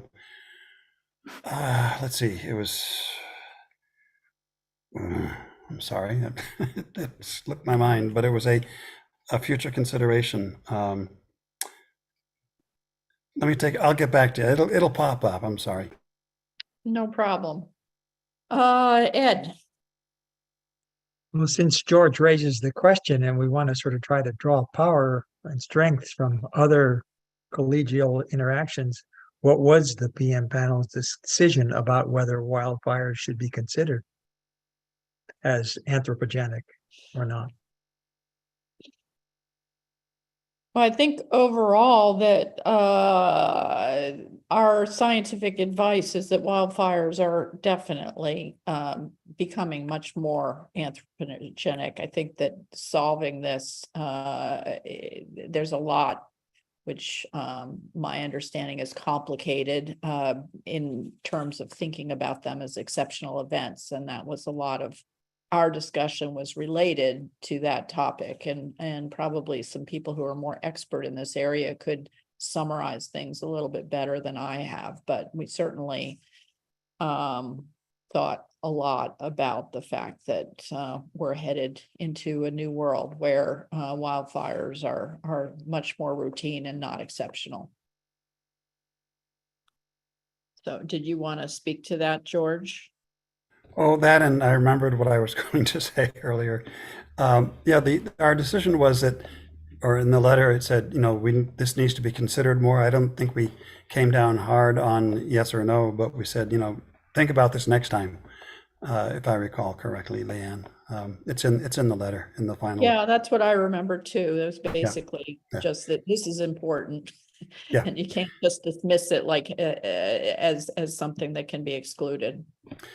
Right. So on the other topic before this that I had slipped my mind, the subject was exclusion of exceptional events and how that maybe should be handled next time in an ISA or a PA.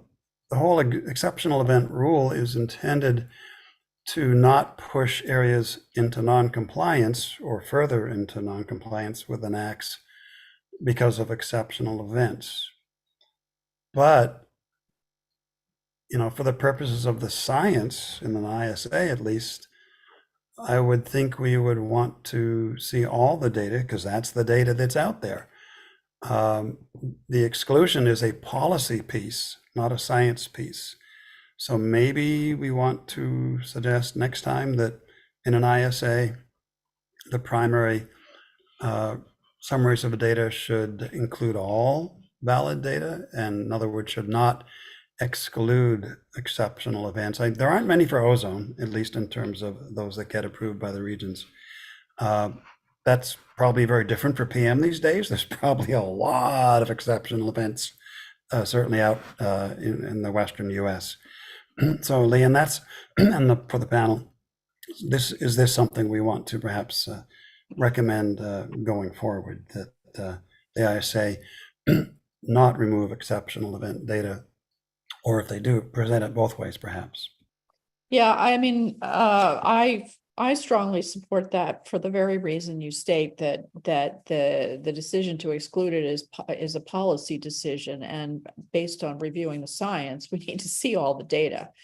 And so I fully agree with that, and I think we should put that in our summary for future ISAs. And Mark agrees, and Jason, you have your hand up.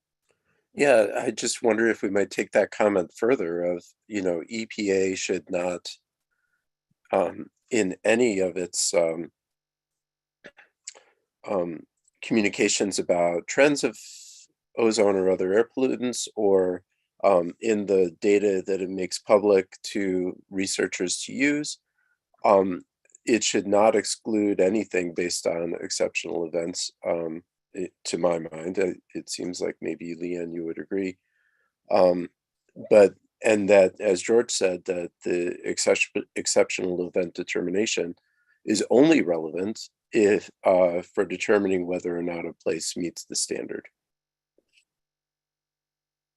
Yeah, and I would argue that, you know, I mean, in a database, you could certainly flag things, right? I mean, there's no reason why exceptional events couldn't be flagged, and then the person using the data can decide whether to use it or not. But I fully agree, being a data person, that the data should not be changed based on some policy thinking. Jennifer. I just wanted to go on record to say I support this discussion and these suggestions, to put this in as suggestions moving forward. Okay, thank you. And I'm going to assume silence by the rest of the people is also agreement unless somebody wants to speak up. Jim, it looks like you want to say something. Oh, yeah. Since I'm in charge of writing up the summary of this chapter, I also agree with presenting it both ways in the ISA. So I'll go ahead and include that in the first draft. Thank you. And I see a thumbs up from Ed too. Has this discussion run its course? Is there anything else? Jim, do you feel like you have what you need to write up the summary for this chapter and particularly with the eye towards what both future ISAs as well as looking forward to the policy assessment? Yep, I have what I need. Okay, so that marks the end of our deliberation part of the agenda. The next part of the agenda is clarifying comments from the public. And so I was going to turn this part of the meeting over to Aaron Yao, who will introduce the public speakers and manage this part of the meeting. That's correct. Great. Yes, we before getting into that, let me quickly go over the ground rules for the additional clarifying public comment period. You will be limited 3 minutes to make your oral statement. There will be a visible and audible timer to help keep the time. To make the best use of your time, please focus your oral comments on providing additional clarifying comments, not repeating the same comments provided previously. Other comments can be included in written comments and referenced to in the oral statement. Input from the public to the CASAC panel will have the most impact if it provides specific scientific or technical information or analysis for the CASAC panel to consider, or if it relates to the clarity or accuracy of the technical information. And then lastly, please remain professional and civil, refraining from any personal attacks. Okay, so we will go ahead and start with our first speaker. Our first speaker will be Georgia Murray with the Appalachian Mountain Club. Georgia, you will have 3 minutes. Thank you very much. What I heard on Monday was welcome deja vu with broad agreement across the panel that the science in the ISA is clear on the causal impacts of ozone to vegetation. As you finalize your comments on the ISA, we urge the panel to advance the policy relevant science that will inform the form and level to be evaluated in the draft PA. Hearing some discussion on Monday about what is and what is not policy recommendations, I think it is appropriate for the CASACs to comment on the scientific studies that look at vegetation impact endpoints, such as percent biomass loss. For example, previous CASACs identified no less than 2% biomass loss as an endpoint, and the W126 ranges that relate to those endpoints. Similarly, it is appropriate to discuss the importance of a 1-year cumulative standard in order to protect vegetation in contrast to a 3-year average, reflecting again science-based rationale and evidence. This background should be discussed with a focus on the impacts to vegetation and ecosystems, considering the alternative form charge question that EPA put forward. I would also urge CASAC to advance the very robust science-backed recommendations around the identified linkages between ozone and climate change that could inform the draft PA and be incorporated into the next ISA, particularly the current science supporting changing the causal finding for ozone impacts on temperature to be causal, including a discussion on all the climate interactions and feedbacks between warming resulting in more ozone production and ozone's reduction of vegetation's capacity to store carbon, which results in a positive warming effect. Additionally, as CASAC members have raised, consideration of whether wildfires should be excluded as exceptional events, considering the frequency and magnitude of these events are influenced by anthropogenic climate change should be included. Thank you. All right, thank you for those comments. Is there anyone on the panel who wishes to follow up on Georgia Murphy's comments? If so, please raise your hand.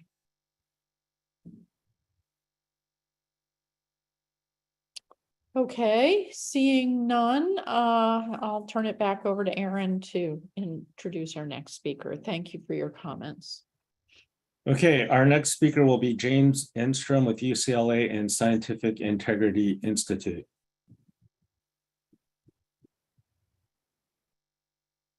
Hello, thank you.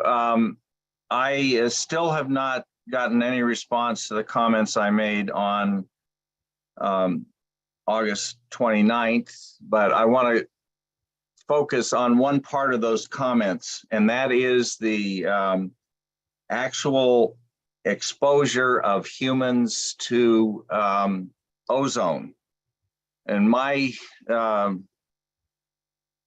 epidemiologic research, I believe that the studies should actually focus on the measurements that the subjects are exposed to, not necessarily measurements from ambient air.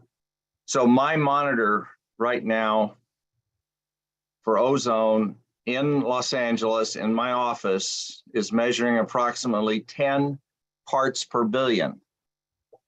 Make sure that that can be seen. It fluctuates. Summaries that I've seen of indoor air exposure to ozone generally show that people are exposed to less than or around 20 parts per billion. This is far below the NACs and far below levels where health effects have been established. So my feeling is that there ought to be data on this. I can't find it in the ISA, and I can't find any comments on this in the comments made by the panel members that I've read, even the ones submitted today. And so I propose that this be done, these measurements be done, especially interesting would be at-risk populations in Atlanta, Georgia, where you could measure the pick out a sample of Blacks who might be exposed to high levels of ozone and find out what their actual personal exposure from monitors is. This is really important because I want to bring out the fact that we have a situation here in Los Angeles. It's called the Air Quality Management Plan. It's undergoing review right now. We have the statement by the Air Quality Management District: the South Coast Air Basin cannot attain the 1997 8-hour ozone standard without massive emission reductions from federally regulated sources. So there's no way that the compliance can be done here in Southern California with standards all the way back to 1997. This is a serious matter. I hope EPA will address my issue regarding actual human exposure evidence. If the panel members won't address it, I will try to pursue this with the EPA staff. Thank you very much.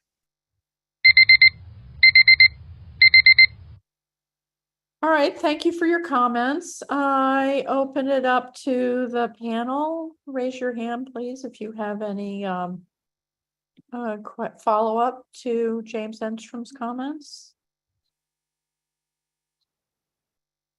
Jim Boylan. Yeah, thanks for those comments. So I believe the ISA does talk about indoor versus outdoor ratios in the ISA in the Appendix 2, and it goes into a number of studies that actually show the ratios. And so I guess my comment is it looks like it is addressed in the ISA, and I assume that that information would be carried over into the policy assessment, but I didn't know if there was, Dr. Enstrom, if you had any comments about the specific information that was in there, if you thought it was inaccurate or not adequate for, so I guess I see it here, and I didn't know if you thought there should be more, I guess. No, I definitely think there should be more. this is not done in a manner that I think is complete. And there's evidence here, studies going back almost 30 years in Southern California on actual exposures in children show levels. There is very clear evidence that there's an indoor versus outdoor ratio, but I think this needs to be focused on more. So I'm saying the ISA is insufficient. Okay, thanks for the clarification. All right, thank you. I don't see any other hands up, so I'll turn it back over to Aaron for the next speaker. Okay, our next speaker will be Seth Johnson with Earth Justice. Seth, go ahead. Thanks very much. I see there's no impediment to CASAC moving forward expeditiously to reviewing the draft PA. I'm hearing a lot of important advice and discussion about considerations for future ISAs and recommendations for further research. I think this includes the various causal determinations you've been discussing, which aren't necessarily relevant to policy determinations here. These more future-oriented matters can and should be separated from the issues most relevant to the PA. I am hearing a broad consensus on several issues that are important for you and EPA as you move forward to consider the PA. I hear consensus that the ISA is absolutely adequate for you to fully and fairly assess the PA's treatment of the secondary standard. I appreciate that many of you identified a new study that informs the range of scientifically justified policy options, and I hope you'll flag that study in particular as being policy relevant. That does not necessarily affect what would be justified at the low end of the range, and I urge you to give the administrator maximal flexibility to exercise his policy judgment over the full range of scientifically justified options. I also hear a general consensus that EPA is generally underweighting EPI studies and not giving enough attention to the limitations of chamber studies, particularly how chamber studies don't test the most sensitive subjects and don't look at real-world air quality conditions. I think these are very important points to make.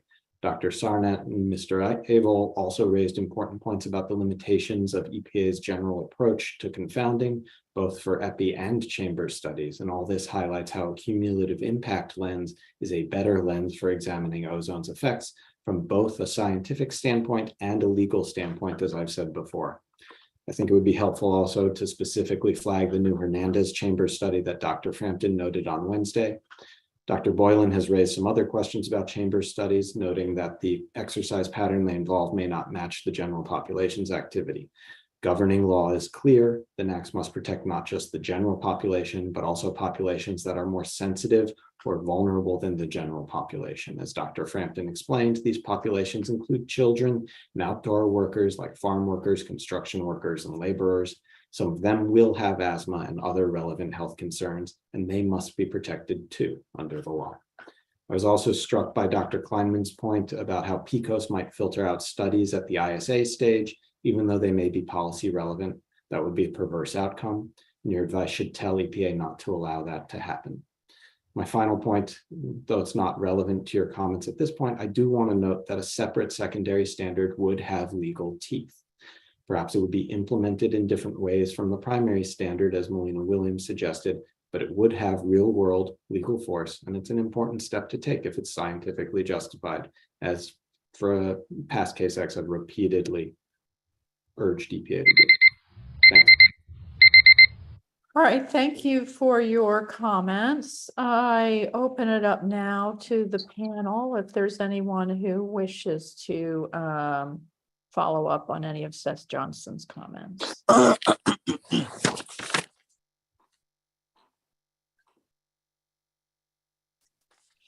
right, seeing no hands raised, I'll turn it back. Thank you for your comments, and I'll turn it back over to Aaron for our next speaker. Okay, our next speaker will be Kathleen Wells with the Naked Truth Report. Kathleen, go ahead.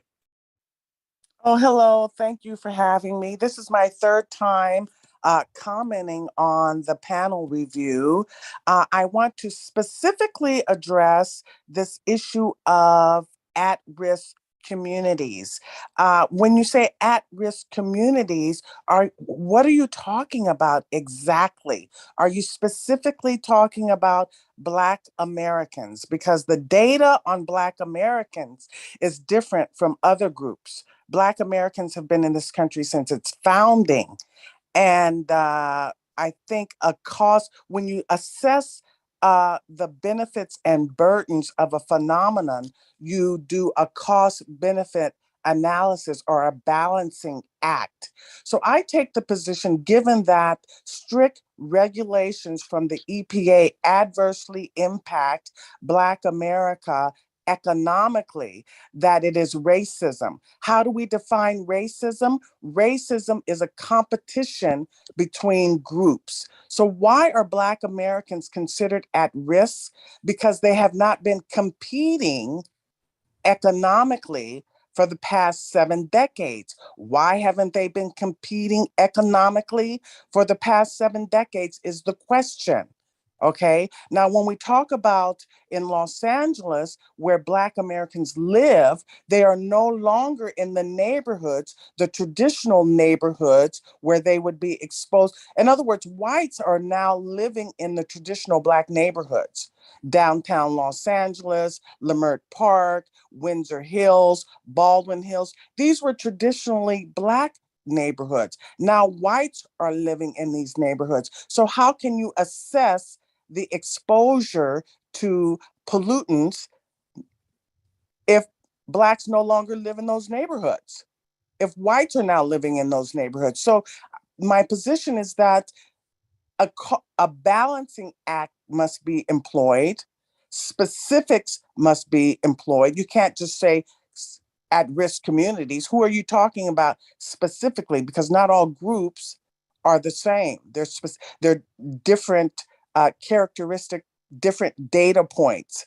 And I really would appreciate if someone would address the issues that I've raised in the last 2 times that I've commented on the panel meeting. It would be appreciated because it would make me feel like you're hearing and understanding the points that I'm making, as opposed to just glossing over them as if they're irrelevant. And I appreciate you taking the time to listen to my comments. Thanks.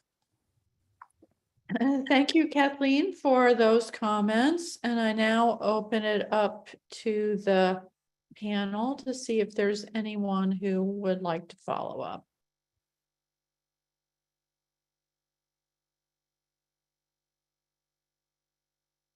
All right, seeing no hands, was that our last public speaker, Aaron?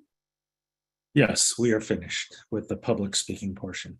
Okay, thank you. And thank you to all the public speakers for volunteering to share your thoughts with us today. So I now want to circle back to the panel and make sure that there aren't any other topics or loose ends or anything else, and EPA as well. I see there's a hand up from Deidre Murphy, so I'll turn it over to Deidre first, and then I see George's after that. Thank you. I just wanted to turn back to what seemed to be some confusion over data that were included in data sets that we analyze for long-term trends, et cetera. And as far as we know, AQS flags particular data for various reasons. And you've talked a lot about exceptional events determinations, and that's one of the flags that can be applied in AQS. But those data are not removed from that repository, and they are not filtered out when we do trends analyses or presentations of those things. So I just wanted to make that clear. Okay, that's a little bit inconsistent with what we heard from Steve McDowell. I thought he said that a couple exceptional events were removed from the analyses in Appendix 1. So maybe we could get. I think Deirdre can correct me, but I think she's talking about the wider comment that was made about other data besides what we had in the ISA. There was a comment made about the EPA trends report and extending this kind of approach to the trends report. And I think, and also the PA. We can only speak for the PA, obviously. Steve is the expert on the ISA. Okay, so you're saying that the PA does not filter out any exceptional events or do any of We don't believe so. Okay, that's helpful. And what we heard from Stephen was that there is some filtering that's done in the ISA, and we heard from Steve Dutton that there's some discussions spurred by our meeting this week about how that might be done differently in the future. So I think if I got that all correct, I think that's where we are at. So thank you, all of you, for that that input. So George. Okay, thanks, Leanne. This is kind of forward-looking. It doesn't really directly apply to the ISA, but it's the topic I had mentioned earlier regarding, and I think how we kicked it off. Are there legal hammers for secondary welfare-based standards? And my question was, my understanding was, no. In other words, well, reframe it as a question to OEQPS. I don't know if the right folks are on today, but if not, we maybe get an answer either during our next follow-up call or in writing at some point. But for example, are SIPs, state implementation plans, required for secondary NACs? And if they are, and I'm assuming they are there any time deadlines for achieving full compliance as there are for the primary NACs? So that's the question. And again, it doesn't apply here, but it may at least have indirect bearing when we talk about the policy assessment. Either way, I think it would be, if there is a difference between primary and secondary implementation timing and process, I think it would be important for this panel to be aware of that.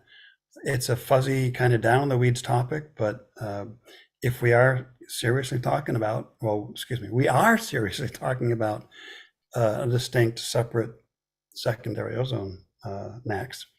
And so I think in that context, it would be important to clearly understand this question.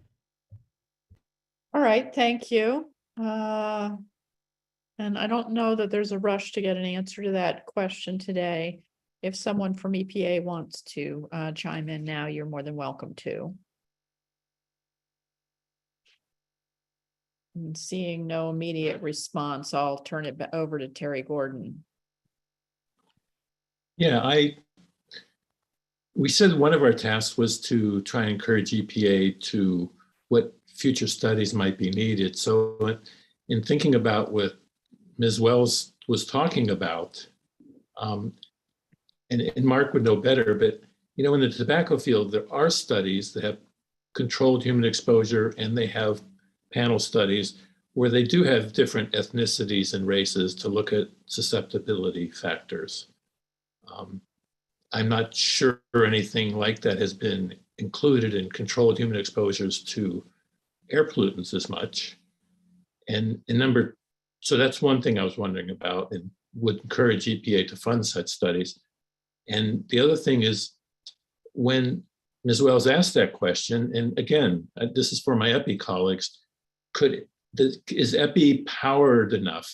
I know the geolocation keeps shrinking all the time from 10 kilometers down to 5 and maybe now down to 1. Can EPI studies truly look at different neighborhoods to really investigate the question that she brought up? That would be exciting if it could. I don't know. Does anybody want to weigh in on either of those? Ed, you're applauding, not raising your hand, huh? Let me get the right one up. Yeah. Okay. I both applaud Terry's comments, but also I have a partial suggestion, explanation. I think, the answer from the EPI side, I would argue, is that in some cases, based on the design and exposure assessment approach, one can get better specified information, but it does rely a lot on understanding spatial temporal patterns of activity. I mean, if we're measuring, we can measure to the block, we can measure to the house for panel studies or et cetera, even for some populations. But we have to know where they are for an extended period of time, and that's the limitation. So it does ultimately go to modeling. All right, thank you. Christina, you had your hand up. Right. Oh, okay. Oh, okay. Can you see me now? Yep, so many buttons to keep track of. Yeah, okay. So yeah, I think that's a great question, Terry. And I mean, the answer from my view is that definitely epidemiology can address the shortcomings of data related to looking at-risk communities, especially minorities, Black population, Latino populations, and more. But like Ed was just saying, they need to be specifically designed to do that. And it really has to be a priority for doing studies of that type. Typically, there may be somewhat diverse populations, but not to the numbers where you can really assess the differences. And also, just in the field in general, it's been viewed, again, in my opinion, as something that may modify associations, but it's something to perhaps control for, but we're really not interested in understanding how populations may differ in terms of their responses to exposure such as ozone. So the answer is yes, but there need to be designed specifically for that, and there needs to be prioritization on looking at minority communities and other at-risk communities. All right, thanks. Anyone else wish to make any comments before we close the meeting?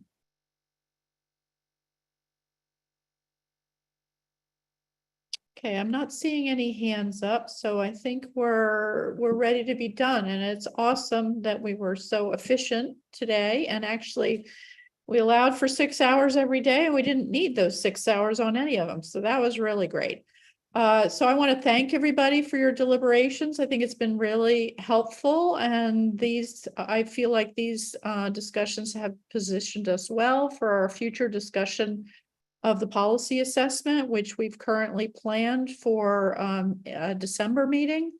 The next steps are for us to write up our consensus comments and draft our letter to the administrator, and then we will meet in public to reach consensus on these drafts before we proceed to our policy assessment deliberation. Suddenly there's 3 hands up. So before we close the meeting, I will make sure that everybody has a chance to speak until we're done, since we have plenty of time. So Mark. Yeah, sorry, I may have jumped the gun and you may have been going to say this, but I just would like to be reminded of our timeline going forward, particularly when these draft write-ups are due to you. Yeah, and I'm gonna let Aaron give us the details that he will give at the meeting, and I'm sure that the very specific details will come to the panel in writing. So so we'll turn that over to Aaron to summarize at the very end of the meeting. And Christina, your hand's up. Is this a different topic than that? It is a different topic. Okay. Go ahead. I'm glad I wasn't the only one to put her hand up. So so we've talked about many topics, and some were with regards to causality determinations. And there may be, once the consensus documents are written up and everyone has looked at them, different opinions with regards to the causality determination that's in the final ISA. So if that is the case from our consensus comments, what do we really do with that when we are considering the PA? Because the ISA is not changing. However, the CASAC may agree with a different causal relationship determination. So what is that information really going to do? Yeah, I haven't completely wrapped my head, since this is a reconsideration, I haven't completely wrapped my head around how we're going to navigate this next step of the reconsideration, particularly now that we've had this discussion. For the policy assessment, there is some time, so it's EPA is free to provide additional information to us in that interim time before we do the policy assessment. I'm not asking for that, but that is a possible thing that could happen.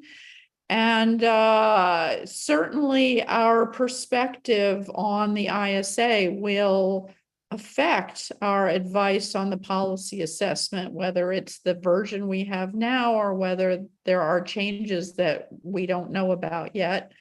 So I think we're just going to have to figure out how to move forward. This reconsideration is in more uncharted territory than at least I've been involved with in the past. So we will do the best we can to provide the best scientific advice we can to EPA with whatever document and with whatever consensus we reach. And if we don't agree with what the EPA has laid forth, then we just say that. That's our job. So I don't know if that answers your question. It's not, it feels a little bit wishy-washy, but I don't know that I can. It does. It does. Okay, thank you. Mark. Yes, I think I'm just going to respond, venture a response to Christina's question. I mean, and my group is in the same boat. We didn't all agree on whether the causality should be, suggestive or likely. And what I'm going to do, and I would suggest, is we just, as Leon said, present a summary of the discussion and include in that discussion both viewpoints, or where the viewpoints did not come to agreement as best as possible. And as somebody else said in Wednesday's discussion, we don't have to have agreement here. This is but it does lead into the PA, and I think if we have a subgroup viewpoint that the causality determination is different than what was in the ISA, that's going to impact how we consider the PA and the risk assessment. So I think it's important to get that right in our summary comments, and but it needs to represent everybody's opinion. All right. Thank you. Any further questions or comments from the panel? Let's see, Terry. Mark, I assume your hand's just still up. Yeah, just real quick. For the PM panel, I noticed that some of the responses were pretty long. Do you want to give us some guidance on how long they should be? Well, I think there's two pieces, right? There's the consensus comments and there's and then there's the letter, and the letter is inherently much briefer and distills from the consensus comments. Since this is a reconsideration, and again, we're in uncharted territory, and our goal for this deliberation was really twofold, was to ensure we had good understanding of the science so that we could provide advice on the policy assessment. And second was advice for future ISAs and future research. I think those are the areas that I would recommend that we focus on. I think, anything that the subgroups choose to document of the discussion that they feel is useful is absolutely fine. And of course, information will be in the individual comments as well. But, inherently, because we're not providing advice to improve the ISA, one could argue that our consensus comments could be shorter than they are typically for an ISA. But I leave it to the subgroups and their judgment as to what they decide to include. So there's no harm in those consensus comments being long. The letter won't be long, even if the consensus comments are. Does that help, Terry? Yes, thank you. Perfect. Michael? Yes, thank you. In areas where we do have some discussion points about the the causality, especially from the PM discussions, it seems like the causality drove the extent of review that ended up in the PA.